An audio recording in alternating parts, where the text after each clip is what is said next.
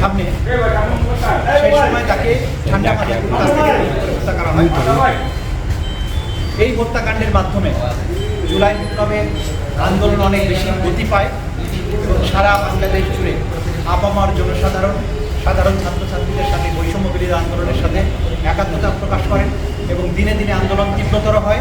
অবশেষে 5ই আগস্ট চূড়ান্ত বিজয়ের মাধ্যমে স্বৈর শাসনের অবসান হয়, বাংলাদেশ আবার নতুন করে স্বাধীনতা লাভ করে। এই যে আবু সাঈদের হত্যাকাণ্ড, সেই হত্যাকাণ্ডের ব্যাপারে দীর্ঘ তদন্ত শেষে আমাদের আন্তর্জাতিক অপরাধ ট্রাইব্যুনালের তদন্ত সংস্থা তাদের রিপোর্ট দাখিল করেছিল।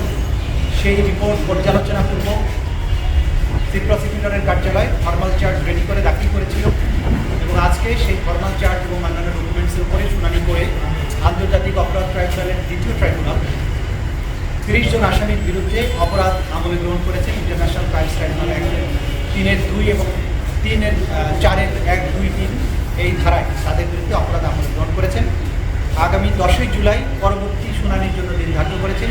ওই দিন যে 4 জন আসামি গ্রেপ্তারকৃত আছে তাদেরকে গ্রেপ্তার দেখানোর পূর্বক তাদেরকে উপস্থিত করানোর জন্য জেল অথরিটিকে নির্দেশ দিয়েছেন এবং বাকি যে 26 জন আসামি আছে তাদেরকে গ্রেপ্তার করে ওই তারিখে হাজির করার জন্য আইন শৃঙ্খলা রক্ষাকারী বাহিনীকে নির্দেশ দিয়েছে।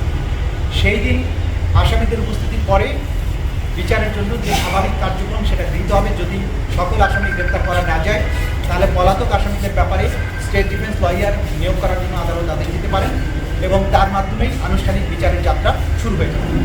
যেহেতু একটা আইকনিক ঘটনার বিচারের তদন্ত আমরা শেষ করতে পেরেছি, আমাদের তদন্ত সংস্থা শেষ করতে পেরেছি, আমরা আনুষ্ঠানিক অভিযোগ দাখিলের মাধ্যমে এই আনুষ্ঠানিক বিচারের যাত্রা শুরু করতে পেরেছি।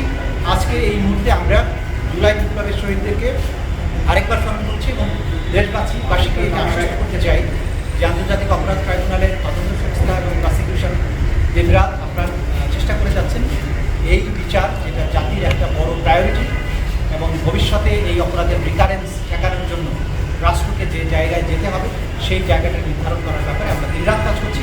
ইনশাআল্লাহ ক্রমান্বয়ে সবগুলো মামলার তদন্ত রিপোর্ট পাওয়া যাবে এবং বিচার প্রক্রিয়া তার নির্দিষ্ট গতিতেই এগিয়ে যাবে এবং বাংলাদেশে ন্যায় বিচার প্রতিষ্ঠা।